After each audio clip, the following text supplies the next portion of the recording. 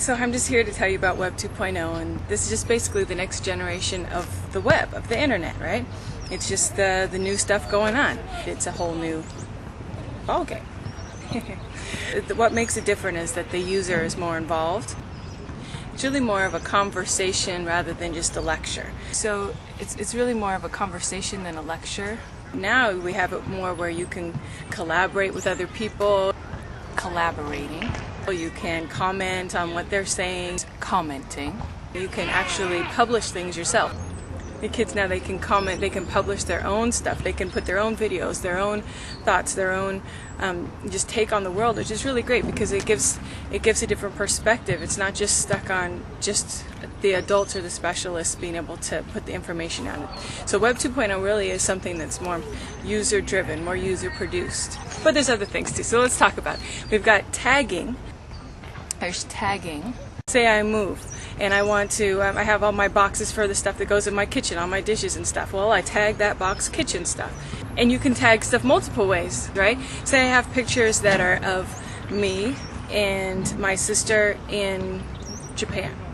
Digitally, I can look for all my pictures in Japan. I can look for all my pictures that have Danae and Alicia in there. So you can comment on stuff, right? But comment on what? I can comment on people's videos. So maybe I have my own YouTube channel that has everything, all my videos that I've put together, all on the same channel. Oh, and you can also subscribe to it so that every time I put out a new video, then you can watch it. You can also comment on it and say, hey, I like this, I didn't like that. And they can say, hey, you know what, you might be totally interested in this other artist over here. It seems like your style, you should study them or something. So that's for video. And then there's also podcasting, which is just audio usually. And it's basically like just radio. It's just like radio shows. But people put it together. They could do a podcasting blog, kind of like a diary where you just record what you're saying and then you say, you put it out to the world for people to comment, and they can say, yeah, I think that rant was just crazy, or oh, I totally see what you're saying, you know, and they comment and they communicate with you and listen to what you've expressed, and then you know, sometimes you can get people who subscribe to it, and everything that you put out, every time you put some new podcast out, they want to get it on their iPod or whatever. So people are putting together podcasts that are like news shows that talk about different things. You know, you could talk about, you know, have a whole news show about Web 2.0. So you can subscribe to pictures actually. With this company Flickr, Flickr is like you upload all of your pictures and you tag them, but you can have it where, like I subscribe to a family's picture, set of pictures in Europe somewhere. They just allow you to. You can say that you want to let people subscribe to it and look at your pictures or not. It could be public or private. But this particular family, they like to show their pictures of them going all around the world and everything. So I subscribe to it, and then it comes to me every single time they have something new and new pictures, then it automatically comes to my RSS aggregator. So let me talk about that real quick. There are lots of different places that do this, but I like NetVibes. It's like a newspaper page. And I set up my newspaper page and I say, I want Barack Obama's podcast. So every single time he comes out with a new podcast, which is maybe every 3 weeks or so, it automatically comes to my page and I can see that I haven't watched it yet. And I go, oh, that's neat. He's got a new one, and I can just listen to it right then. Or, I mean, it's a lot better than having to go out to his site every day and see if he has something new. Also, the pictures on Flickr, I can subscribe to the pictures and to that particular family's pictures, and every time they add new pictures, it automatically says, hey, they've got new pictures, and it lets me see some of them. I can do that with news. If I like a particular writer, or I like a particular section of like CNN online, or you know, the New York Times or something, and it can automatically come to my NetVibes page. I can get the weather there, that's constantly updated. I can find out about new gadgets and new things that are out. I subscribe to a feed from Pop Gadget, which is, I really love them. It's like they review gadgets, so they have a picture of the gadget, they talk a little bit about it, and it's clever how they talk about it. And every time there's a new gadget, they just automatically send it to my RSS aggregator. I gotta tell you, really, one of my main motivations for this thing is just to see what the new gadgets are, but you know, everybody's into their own thing. Business, you know, it's all customizable, so I'm the one who gets to decide what's on my page. And I can change it in and out at will, whatever I want. When you're looking around on the web, you'll see a place where you can add this feed or add RSS or add to NetVibes. You'll see a bunch of different buttons, and now you'll know what they are. Another button that you'll see on there is delicious. It's like tag to delicious. Delicious basically keeps all of your bookmarks together. So normally you will just go up and say favorites. Like if you find a site that you like, you'll just add it to your favorites.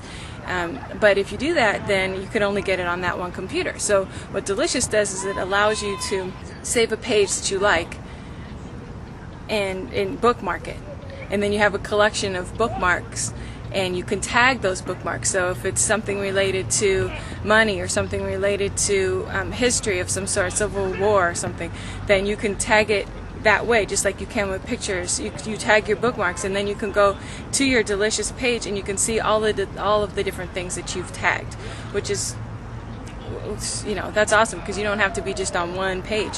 One computer. You can be on multiple computers anywhere in the world. You don't even have to remember what the sites are. It'll save it all there in Delicious, which is great, and tag it too. So say you're into fencing and you have a whole bunch of information. Well, you can have multiple people be able to look at your Delicious page and collect a whole bunch of different bookmarks and links and to information about fencing. And anytime there's a new podcast or there's new pictures about fencing or anything like that, it will automatically go to that page, and you can share and collaborate, and other people can add to it too. Another cool thing that's out right now is Google Docs and spreadsheets, and that goes under the whole Web 2.0 new thing about having desktop applications actually on the web, so you don't have to actually download or load a program or buy a program to go onto your computer. You can just go online and use that program. So Word is one of those things that people always want to have. Excel is one of those things. Those things can be online. Word and Excel both are in Google Docs and spreadsheets, and you can not only use the program, but you can collaborate with other people to use that program. So you can have a whole entire class, if you want, all work together on some science project. Maybe you want to take a bunch of data into an Excel spreadsheet, but you all want to share that same one. So share that same spreadsheet, like say you want to see who's watching television or how much screen time the kids have. So every day they mark how much time they have, and they put it into the spreadsheet that everybody shares, and you can look at it every day. You don't have to email around a spreadsheet or wait for 2 weeks while they do it by hand and then enter it and all together. You can have them every day go in and enter their information, and everybody can see it. You can even see if somebody else is online at the same time as you, and chat with them on the side of the spreadsheet, which is cool, and say, "Oh my gosh, seriously, did you really watch 10 hours of TV yesterday? That's so crazy.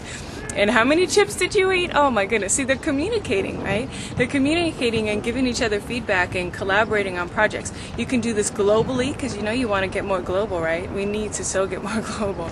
Oh, maps. Google Earth. Okay, so Google Earth, you can see the Earth. You can zoom in, zoom out, fly around the Earth. You can also do tours. You can go around and put a mark and notes on different places and different locations, and put pictures there, put information there. I think it's Discovery Channel has videos that are connected to Google Earth, and you can click on someplace and learn all about, stalagmites and stalactites and caves and such, and watch videos and all that. Flickr will upload to there. You can also even use a GPS device and sync the GPS device to your camera so that you get a picture at a specific GPS location, and then upload that to Google Earth, and you can have all the different locations that you went to and pictures that you took at those exact locations all on the Google Earth.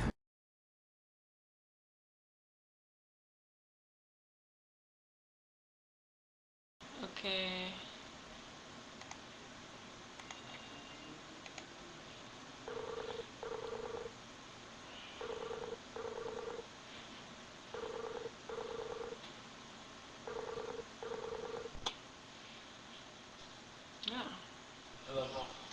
Hello.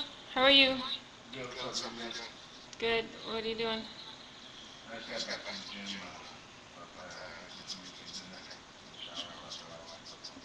Cool. All right. Oh, I was just checking to see if you're home yet. I'll just catch up with you later. Love you. Bye. Oh. 6. Oh, yeah. Okay. Bye.